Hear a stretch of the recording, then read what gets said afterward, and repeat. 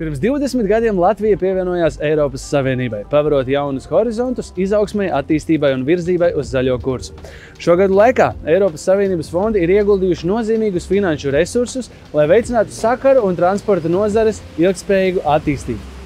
Šajā raidījuma cikla izaugsmes ceļš sērijā mēs aplūkosim, kādas izmaiņas ir piedzīvojuši 6 nozīmīgi nozares infrastruktūras stūrakmeņi. Rīgas lidosta, Latvijas ostas, pilsētu sabiedriskais transports, dzelzceļu satiksme, ceļu tīkls un elektroniskie sakari.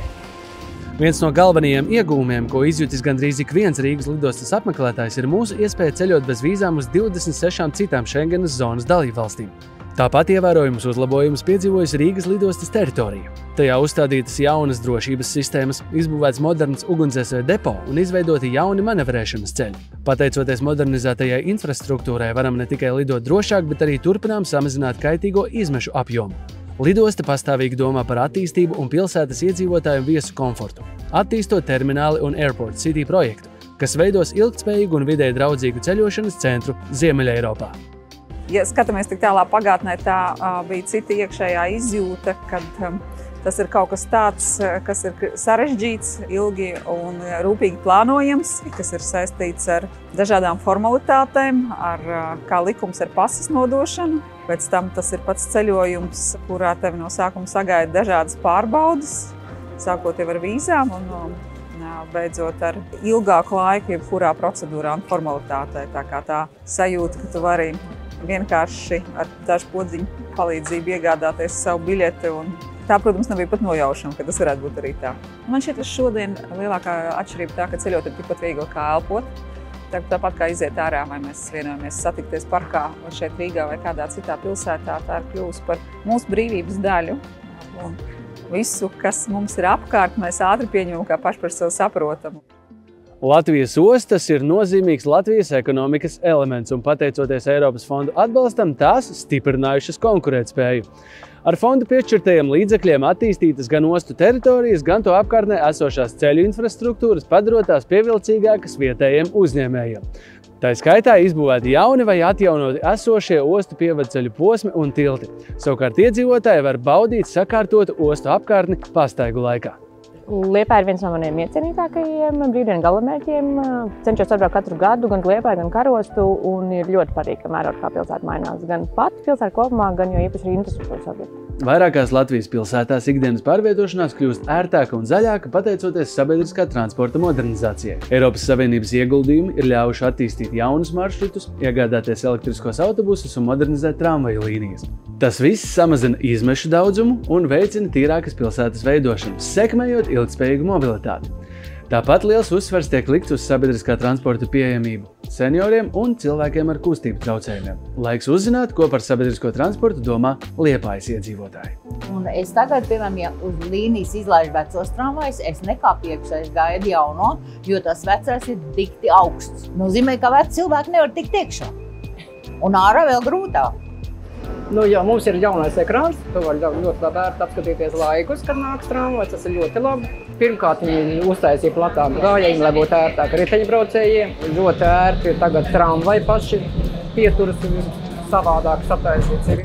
Ievērojamas izmaiņas ir piedzīvojis arī Latvijas sabiedriskā transporta mugurkauls – dzelzceļš. Tas pamatot tiek uzskatīts par dabai draudzīgāko un drošāko sauszemes transporta līdzekli, radot līdz pat 4 reizēm mazāk oglekļa emisiju.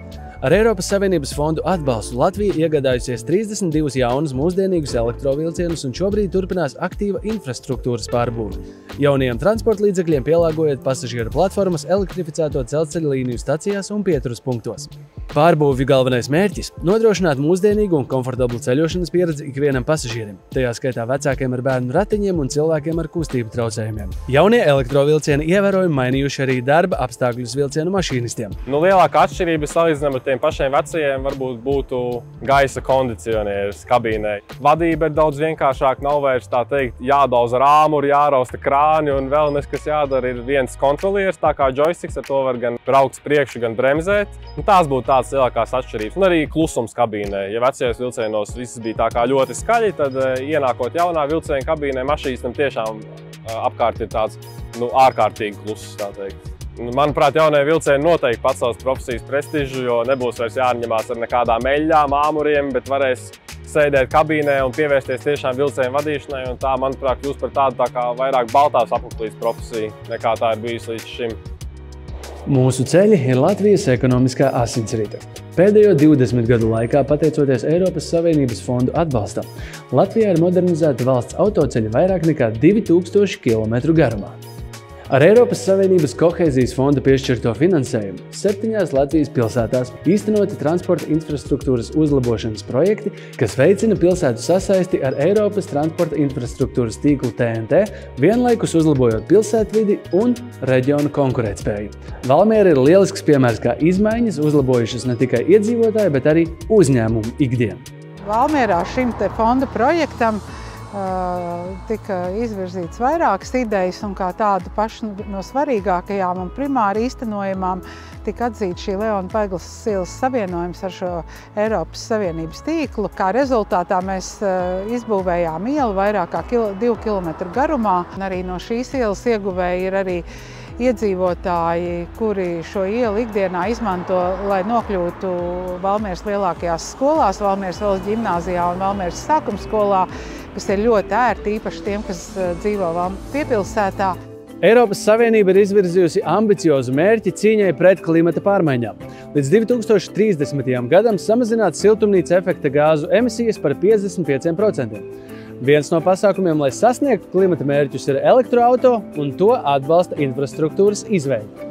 Ar Eiropas Savienības fondu atbalstu īstenots projekts, izveidojot elektromobiļu uzlādes staciju tīklu visā Latvijas teritorijā ar 139 uzlādes stacijām. Nacionālajā e-uzlādes tīklā stacijas izvietotas ik pēc 30 km uz galvenajiem autoceļiem un ik pēc 50 km uz reģionālajiem ceļiem. 2000. gadu sākumā interneta pieslēgums tika uzskatīts par ekskluzīvu pakalpojumu un pārsvarā bija pieejams tikai skolās, bibliotēkās vai valsts iestādēs.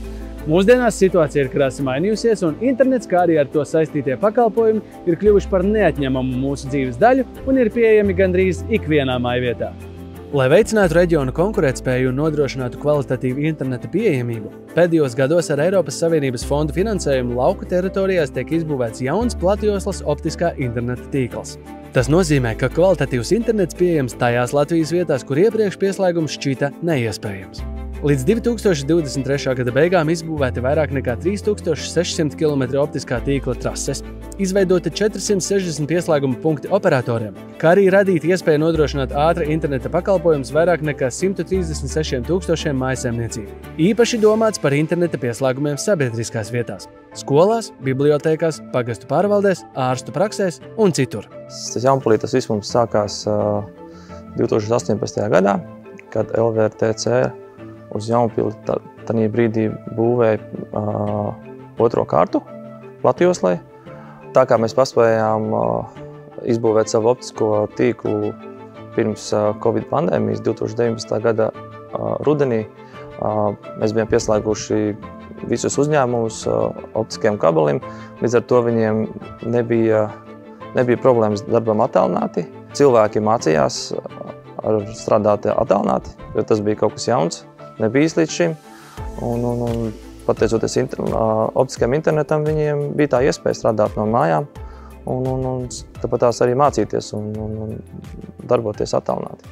LVRTC optiskais kabelis, šis projekts visdrīzākais nebūtu.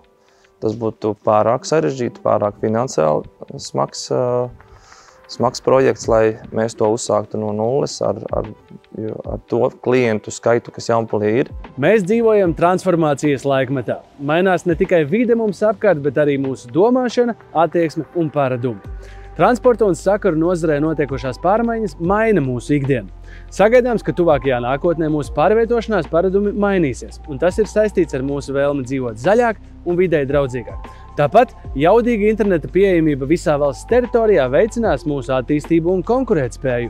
Nozares attīstība turpinās, jo mēs vēlamies dzīvot tīrākā vidē, ikdienā pārvietoties ērtāk un sagaidām, ka kvalitatīvs internets būs pieejams jebkur, kur būsim mēs. Izaugsmes ceļš turpinās!